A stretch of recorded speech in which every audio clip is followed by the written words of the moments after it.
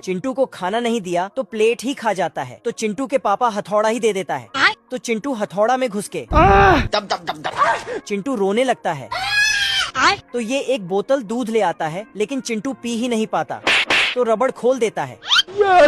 मजा आया। फिर इसके चोंच में रबड़ लगा देता है, फिर साला घर को ही खाने लगता है। हे प्रभु! और घर में डिजाइन बना देता है। गजब। चिंटू चम्मच खा रहा था, तभी इसका पिता आके बोलता, ओ भाई ये क्या है? लेकिन चिंटू बाहर निकल के घर को खाने लगता है और उसमें भी डिजाइन बना देता है, पर घर टूट जाता है।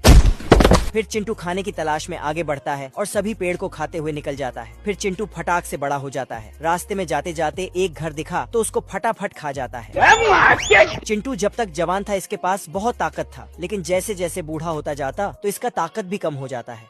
अब इसका चोंच काम करना बंद कर देता है। तभी इसे ऊपर से बुलावा आता है, तो ये पहाड़ से नीचे कूद के ऊपर चला जाता है। ये मुर्गी इस काली बतख को, तो बतख रोते हुए जाके अपने माँ को ये सब दिखाती है।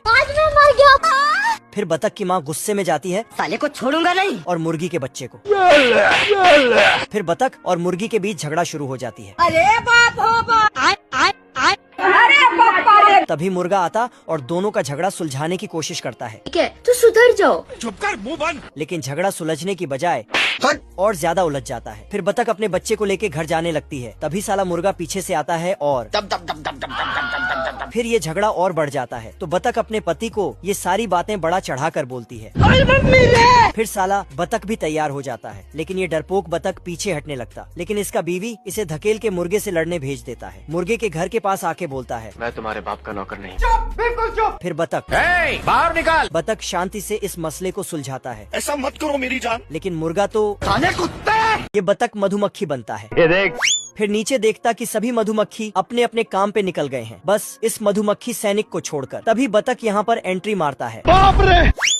रोम रोम भाइयों। मधुमक्खी इतना बड़ा मधुमक्खी को देखते ही उसका मेहमान नवाजी करने लगता है। दोनों मिलके एक एक कप शहद पीते हैं। मजा आया। साला बतख और मांगता है तो मधुमक्खी लाने चला जाता है।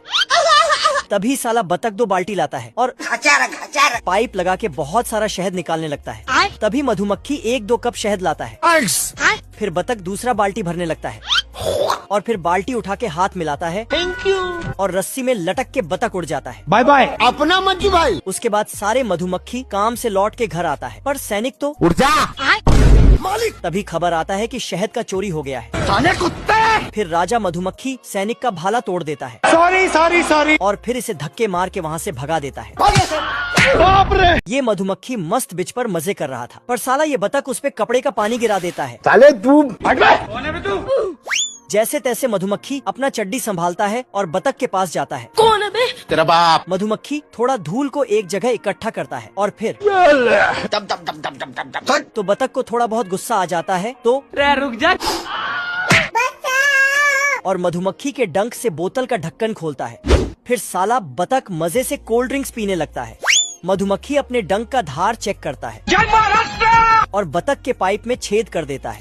तू रोकेगा मेरे को तू रोकेगा। मधुमक्खी बक बक करने लगता है, तो इसे बोतल में ही बंद कर देता है, लेकिन वहाँ भी चुप नहीं रहता है। उठा के पटकूंगा। अच्छा। फिर बतख इन्फ्लेटेबल बोट लेके समुद्र में मजे करने चला जाता है। मौसम तो ऐसा लग रहा है दिल गार्डन हो रहा है। सारी चींटियां मिलके सर्दियों के लिए खाना इकट्ठा कर रहे हैं, गाजर को छोटे टुकड़ों में करके। अच्छा। और मकई के एक एक दाने को उखाड़ के अंदर ले जा रहा है। पर ये साला टिड्डा वायलिन बजाने में व्यस्त है। रोम रोम भाइयों। वायलिन बजाते बजाते इसको भूख लग जाता है, तो पत्ती को तोड़कर खाने लगता है और फूल से पानी पीता है। इधर ये चिट्टी फल के गाड़ी को खींच ही नहीं पा रहा था। टिड्डा इसके पास आकर बोलता है, भाई देखो मैं नहीं जाता कहीं पैसा वैसा कमाने, ना मैं कोई मेहनत करता, मैं बैठा हूँ किस्मत के भरोसे। फिर टिड्डा वायलिन बजाने लगा और चिट्टी डांस करने लगा। तभी इधर पुंगी बजता है, क्योंकि चींटियों की रानी आ रही थी। रानी ने देखा एक चिट्टी नालायक टिड्डे का साथ मिलकर रील बना रहा है। सॉरी। चिट्टी वहाँ से भाग जाता है और अचानक इसके अंदर बाहुबली जैसा ताकत आ जाता है।